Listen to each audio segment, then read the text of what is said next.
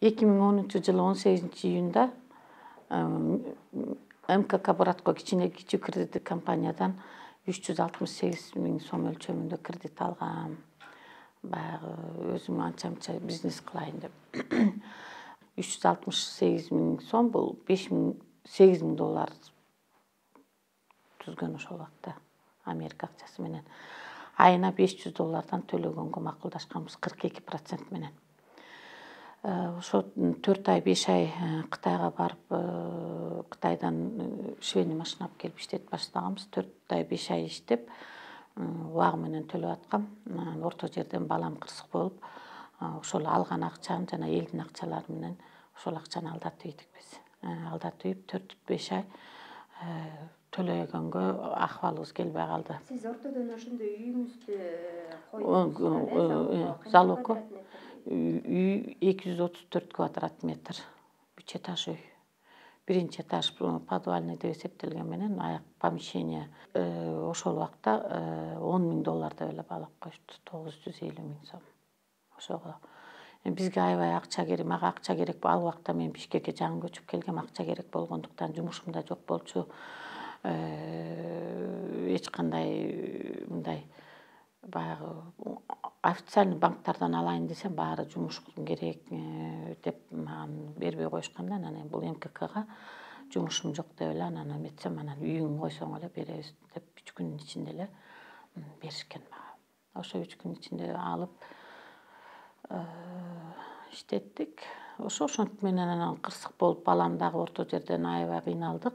4 ай кечиктик. 4 ай кечиккенден кийин Караколдо үйүбүз бар эле. Ошо Караколдогу үйүмдү сатып, кырсыктаган жерлерибизге жарым акчасын төлөп, калган 8 000 доллардын ошондо 4 000 доллары калыптыр.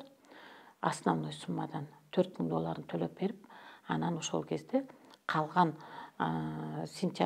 октябрда төлөп бергем 2011-жылы. 2 жылдык мөөнөт менен алгам. Калган уже ноябрдан баштап 500 доллардан төлөп берейин деп компаниянын кызматкерлери менен договорлошуп сүйлөшкөнбүз. Андан кийин 1 айдан кийин келсем эле, сиздин үйүңүздү уже алып койгонбуз, өзүбүздүн балансыбызга 4 ай кечиккен үчүн депчи, сиз деген общий сумманы төлөйсүң. Общий сумма процент 42%, 4 000 доллар, еще плюс 1000 доллар судебный расходторго деп тур, 5 000 доллар бербесең болбойт деп вне судебка менен сразу эле өзүлөрүнө которуп алышыптыр бул компания. Ошо менен мен 5 000 доллар таппай 1,5 000 доллар бир апардым, албай коюшту. 3200 доллар апардым, албай коюшту. 5 000 доллар кылып келгин деп. Убакыт өтө берди, мен жашай бердим. Орто жерден выселение деп келе берди. Выселение бат эле келди, ошо 11-жылы. 11-жылы. Анан выселенияга келип, анан выселенияга келгенде мен барып, МКК Братконун жаңы директору болуптур, Тагаева Венера. Жолугуп, ушундай, менин акыбалымды билесиңер, ушундай кырсыктагам, андан кийин мынакей 1,5 000 албай атсаңар, 3200 долларды албай атсаңыз, кандай кылабыз? Может быть, трехсторонний договор кылып, башка эмелер банктар менен сүйлөшүп, башка кредит алайын десем, болбой, мен болгон бир үйүм болсо десем, болбой коюшту. Жок, акчаң болгондо ал эметесиң, төлөйсүң, биз күтүп турабыз деп. Мен болсо 5 000 долларды чогултуп күтүп, анан баягы орто жерден дагы бир жанымда өзүмдүн курдаш кызым бар эле, ошол менен мен 1 айга берип турчу. 1 айдан кийин дагы эметип үстүнө акча кошуп берем десе, ага берип койсом, анымды далдатып ийдим. Аңгыча тиги кредитный компанияны вообще таппай калдым. Жок, баары көрсө ошол убакта ушундай мошеннический действия менен кармалышып, лицензиясын алдырып, кредитный компания баары издедим. 13-жылдары болуп калды да, уже 13-жылдары. Жок, таппайм, адрестерин билбейм. Анда санда улам бир кишини жиберип коет, үйдү мындай башкага саткан атат. Мен алардан сурайм, үйдүн мен ээлерин таппай атам депчи. Десем, ошо боюнча жок. Анан 2016-жылы. Сиз жашаган үйгө барып аттыңыз да ошол учурда, Мен жашаган үйдө өзүм жашап аттым. Жашап аттыңыз, Эч ким жок эле, өзүм жашап аттым. Мен анан айтты да, жашай бер. Баягы 5 000 долларың болгондо бересиң депчи. Мен болсо основной төлөп койдум, проценти калып калды. 5 000 долларды берем, чогултам деп күтүп коюп жүрдүм. Андан кийин 2016'nın aya 17 2017 жылда береді. 2017 жылы анан Тағаев Багдан өзүнүн юристтери менен келишти, бир 2 машина киши болушуп үйгө. Аябай сүйүндүм. Үйдө ошол убакта тигилерди таппаганыма байланыштуу машина бар эле, бирөөлөр карыз $7.000.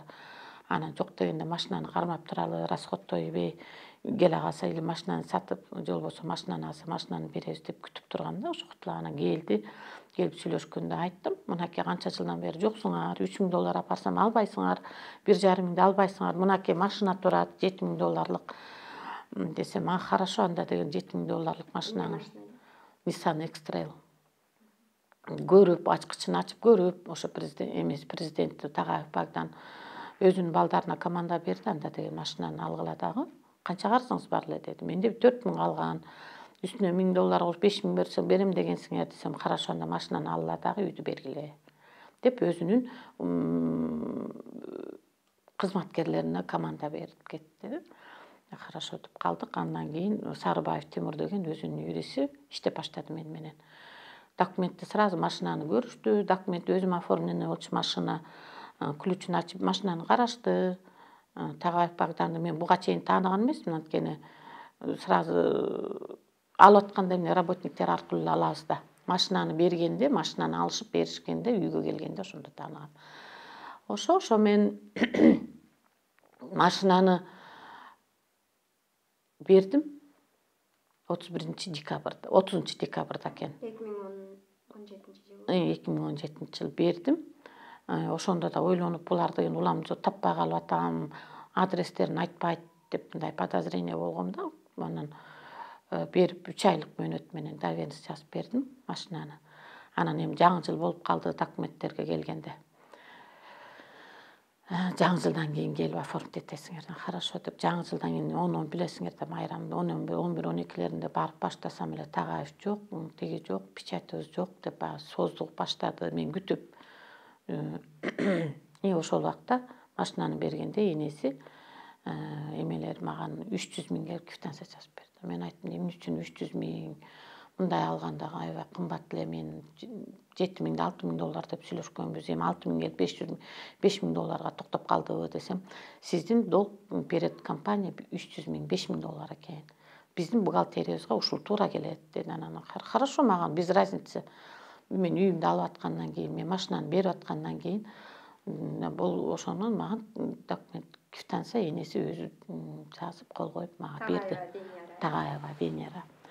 Ошо менен тынчып отуруп калдым. Андан кийин 31 уже март болуп кетти, 3 ай. Анан маган Сарыбаев Тимур чалды, эмеси юристи. Давайте будем оформляться эмени үйдү депчи. Анан жүгүрүп нотариуска келсем, ошондо Абдынасыров Азамат экөө тиги туруп машинаны алган бала. Анан мен дагы канаки үйдүн документи десем, Тағаев Багдан Англия менен иштешет, мурун эле билгенбиз. Англияда печаттын баары ошондо, ал келгенде үйдү кылып берет депчи. Анан трехсторонний хотя бы жазбайсыңарбы? Силер жазып атканда, машинаны берип атканда эле ошонткенсиңер. Ладно, анда квитанцияны алдым десем, чукушпайт. Анан давайте тогда хотя бы дегенди расписка жазып бергиле мага. То, что машинаны алып кетип атасыңар, мен азыр официально оформить этип берип атам машинаны. Генеральный доверенность берип атам деп, анан ошол жерде нотариустун ичинен маган жазып беришти. Абдынасыров Азамат деген бала. Мурун ГКМБда иштеген. Сарыбаев Тимур болуп, юристи бар да, юристи мурун эле чогуу жүргөн, юрист аркылуу.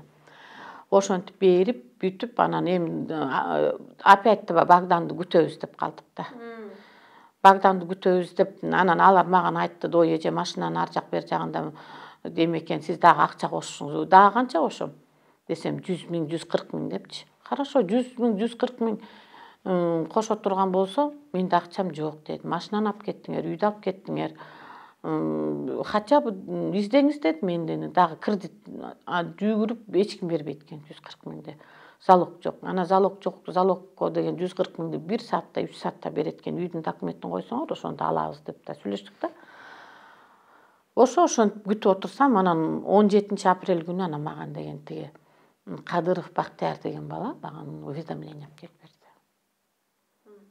Сиздин үйүңүздү мен сатып алдым. Сиз мага $25,000 бересиз депчи. Анан мен деген Кадыров Бактияр бүт документально берилген бар да уведомлениеси. Кандайча деп мен телефонун алып туран чалып баштадым. Мен көчө эле күнү до конца оформить этип бердим машинамды. Мен анан перед компания у меня долг жок, сиз сатып алганга не имели права, потому что буга чейин мен текшерткем. МКК браткадо болчу да, ошол как машинаны алып берип атканда. Аны налоговый аркылуу текшерсе болот экен. Менин үйүм каякта, кимдин атында деп. Ошентсек анан хорошо встречага жүргүзөлү деп встречага бардым. Встречага барсам 25.000ден 20.000ге токтошту. Мен баягы естественно ыйлайсың да, ыйлап. Энесине чөгөлөп ыйлап бардым, что это такое. Энесине мен машинаны берип атканда айткам, силер деген что-то жоголуп кайра бар болуп атасыз. Энесинин көзүнчө берип, энеси машина үчүн квитанция жазып берген. Энеси ошондо айтканда, мен деген өлөрүм калган жок, астым көр, мен эмнеге алдамак элем. Баары эле жакшы болот, бүт баарын мы сами решаем. Ушундай деп. Жана энесине барып айтып атпайм. Кадыров дегенден ушинтип уведомление келди. Эмнеге десем, ой, мен тааныбайм, Кадыров ким экен ал депчи. Билбейм мынам деп, энесине билбейм да башында. Монда хорошо, мен разбираться этем, балам менен сүйлөшөм. Бар Багдандагы тиги Англияда болуп атпайбы деп элечи. Ошо мен анан энесине мен ишенген үчүн бердим да машинаны дагы. Анан сразу мен заявление жазып баштадым. 2017-жылы алданып калганымды билдим да уже. Энеси башка сүйлөп баштады. Үйдү уже башкага сатып ишти. Анан ошондон баштап анан жүгүрүп анан прокуратурага, РОУДга, бүт жерлерге заявление жазып баштадым. Прокуратурага жазгам, биринчи ошондо алар сразу эмеге жаздым биринчи. Финполицияга. Финполиция прокуратуранын кызматкерлеринен бир эле прокурор айтты, бул жерде мошеннический действие бар депчи, баары эле гражданский, бул каралбайт деп эле башташты. Анан эмнеге гражданский мени алдап кетишти, мен үйүм да жок, машинам да жок, акчам да жок калып калдым. Чыгарбай эле жашап элаттым. Анан ошентип эметип баштадык. Анан Финполициянын балдары жаш экен, эчтеке мындай өтө деле мындай тергей алышкан жок. Анан ошондо городской прокуратурадан фамилиясын унутуп калдым, прокурор айтты да, сиз РОУДга жазыңыз. РОУДунун балдары жакшыраак мошенниктерге иш козгоп, ошолор ишти жакшы апарат, азыр баары жаш болуп атышат депчи. Мейлде анан ошо РОУДга жаздым, Первомайский РОУДга жазып, Первомайский РОУДдан Абытов Расул деген бала карады ишти. Ошол бала ишти козгоду, мошеннический действие деп 166 статья 3-сү менен да ошондо козгоду. Козгоп, иш жакшы эле бараткан. Козгогондо ошондо бул Тагаев Багдандын адвокаттары аябай күчтүү экен. Жанагы орустарды күчтүү, Бишкек боюнча күчтүү адвокаттар жалдап, алардын акчасы бар да. Алар деген маган навстречу келишти. Доктор Канже, зачем Тагаев Багданды каматасыз, же иш козгойсуз, давайте решать этели, заявлениеңизди алыңыз депчи. Биз деген үйдү кайтарып берели. Хорошо дедим. Маган, например, мен бирөөнү соттотпойм, эчтеке кылбайм. Маган үйүмдү берсеңер, мен алам заявлениямды. Десем, дополнительный бизге акча бербейсиңерби? Канча берейин десем, 150 000 дейт. Хорошо, биринчи мага дагы үйүмдү кайтарып бергиле, мен берейин. Ошо на все согласен болуп, ошентсем макул дешкен. Үй ошондо арестке коюлган. Арестке коюп, анан мен күтүп отурдум, мен макул болдум баарына. Анан эртеси күнү прокуратурага барсам, прокуратурада как раз ушу адвокаттар жүгүрүп жүрүшкөн да. Анан барып, анан прокурорго да кирип айтып, ушундай аресттен чыгарбагыла, ушундай болуп атат, жакшы эле деп. Анан 2 күнөн кийин эле маган Абытов чалат, Расулчу. Эже ишиңиздин баары бүттү. Үйдү аресттен чыгарып салды депчи. Эмнеге аресттен чыгарып салат булар? 16 январь 2018-жылы арестке коюп атат. 30 январь 2018-жылы аресттен Калканов, Элзат, Маджуновдор аресттен чыгарып салат. Ошондон кийин эле мен менен булар сүйлөшпөй башташты. Маған ошондо айтышты, ошондо $3000 алып жүгүрүп жүрүшкөн депчи. $3000 берип ошо прокуратуранын кызматкерлери аресттен чыгарып салды. Абытов Расулду болсо 6 айга жумушунан ылдыйлатып салышты. Эмне үчүн сен деген тиги уголовный иш козгойсуң, сен туура эмес иш козгогонсуң буларга деп. Абытов мен менен сүйлөшкүсү келбей калды. Ошондон монтип эч ким тергебей элечи. Бири-бирине эле отписка, то тиякта, то биякта, то ар жакта, то бери жакта деп башташты. Ошол аресттен чыккандан пайдаланып, Тагаевдер үйдү улам бирине сатып башташты. Сатты кылышып, закондоп келгенде закон менен мен уже жеңилип калдым да. Анан уже 2018-жылы мынакей башында чыгарып салды аресттен. 24-декабрда мен үйдөн чыгарып салышты. 7 киши талаада калдык. Уже булар чыгарганда да сразу эле милициялар менен топтошуп келиптирип эле. Эчтеке карабай. Адвокатым да сатылып кетти. Адвокатым даже городского обжаловать этем деп бүт алып кеткен. Унутуп калыптырмын деп койду. Я перепутал депчи. Кийин уксак баары сатылып кетти. Адвокаттар да сатылып кетти. Ошо эмне кылам? Калып калдык. Ошол күнү андан кийин уже бүт жерлер улам тияка жүгүрөм, улам буяка жүгүрөм. Мэрияга, акимиятка бүт бардык жерде заявлениялар бар. Баары келип, комиссионный келип тартып кетишет, көрүп кетишет. Эч ким эчтеке кылышпайт. Ошо. Качан? Ошо анан айла жок. Бир күндүн ичинде талаада калып калышат. Аябай оор экен. Жакчабыз жок. Бешиктеги бала 1 жаш 8 ай. Келинимдин дагы боюнда бар. Кызымдын да боюнда бар. Анан бир подружкам вагон берди. Ошол жака кеттик баарыбыз. Вагонда жашап атабыз деп бүт вагондун сүрөттөрүн көргөзүп канча жерге гана барган жокмун. Эч ким эчтекенин кереги жок. 1 майдан ровду кайра тергөө жүрүп атты да. Ошондон машина менен үйдү 2 бөлүштү. Кайра эле ошол эле 1 майдын прокурорунун зам прокурору биринчи барганда ой эже бери алып беребиз, ишти бар, мошеннический действиясы бар деп. Анан жок деп анан деген алар деген эме көрсө деген үйүңүз деген тигилердики машина деген машина менен үйгө $20,000 предлагать этип баштады. Тагаев Богдан ушу келди да. Үйгө $20,000 алыңыз, анан $10,000 машина алыңыз депчи. Биринчи болсо эмени мен сонун үй бар дейт 5 күнгөдөн ошол 4 комнат үйдү алыңыз депчи. Мага баары бир болчу. Если нормальный үй предлагать этсечи. Аны хорошо мейли алайын анда. Сен вагондо жүргөндөн көрө деп 5 күнгөйгө барсак үй жок экен. Жөн эле бир орустардын жанагы дачаларын аңгыл дөңгүл чуңкурдагы бирдекелерин көргөзүп эле сен өзүмдүн үйүм, инимдин үйү деп айтпадым эле следовательдердин көзүнчө. Десем анан келип анан жүрү үйгө баралы, хотя бы үйдөн. Биздин үйдө болсо өзүнүн подставной кишиси жашайт азыркыга чейин. Подставной кишисин каяктан билдик? Баары кошуналар аркылуу арак ичкен киши экен, сурасак айтты. 5 жылга чейин биз мындай эле туруп атабыз, 5 жылдан кийин арзан эле сатып алабыз бул үйдү депчи. Анан барып эми ошо менен сүйлөшүп бирдеме десек анан кирип келип макул деп кирип эле анан кайра билбейм эмне болду. $20,000 эчтеке таппай койдук. Жер да таппай койдук. Баарынын документтери жок. Анан эми үйдү эле бер деп ошентип турганбыз. Аны аңгыча эле деген эле иш сотко ачты деп эле анан эле машина менен ишти сотко ашырышты.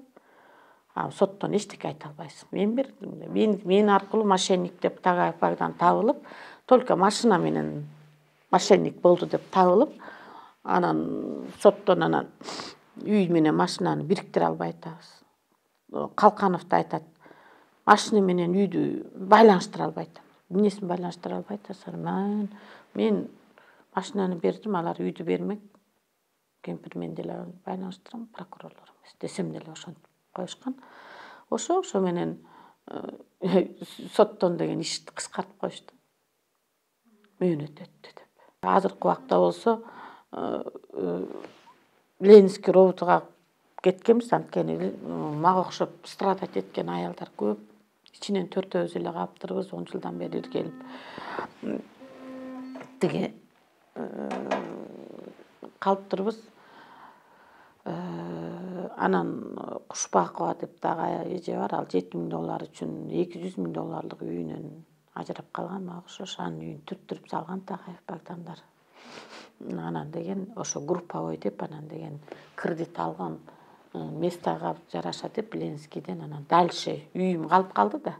Үйүңдү прокурорлор болсо аркаңдан кууп жетет. Аркаңдан следствие барат. Каяктан мына азыркыга чейин жете элек сотко. А тиякыга кыскарып бүткөн. Ошо менен аябай күч колдонуп атып, ызылдап атып, азыркы убакта Такаев Багданды камат. СИЗОго 2 айга. Биринчи азыр маган аппачык эле айтат, камат албайсың дегендей кылып айтышты да. Эмне кылып аласың депчи. Мен соттор менен сүйлөшүп мен чыгып кетем депчи. Сен эмне мага тийишесиң, эмне мени отстранить меня депчи. Мен сага эчтеке азыр, эчтекем жок жүрөм. Соопчулук үчүн деле элдер бирөөгө бирөөнү бирдеме кылып берип соопчулук кылбай эле койсун, өз үйүмдү өзүм эле кайтарып берсин. Мынакей бүт немелердин баары заключениялар бар. Биринчи прокуратурадагылар айтып аткан, эже элдин баары акчасын төлөбөй эле ыйлап жүрө берет деп, сиз деле төлөбөй. Судебный эксперттин заключениясы бар, 82.532 переплата. Жана машинаны алган боюнча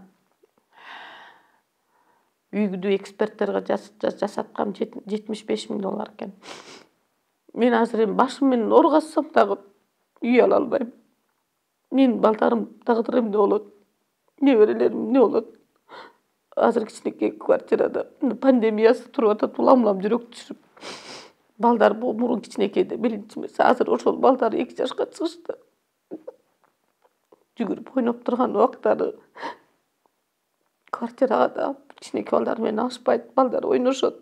Ошо ар бир күн өткөн күн мен Кудайга күнөөкөр болбой эле коеюн. Тынчыраак балдар менен урушпай, талашпай, оорубай эле өтсө экен, ушул үйүбүздү алсак экен деген эле ошол эле үмүттө калдым. Башкача кимге кайрылам билбейм.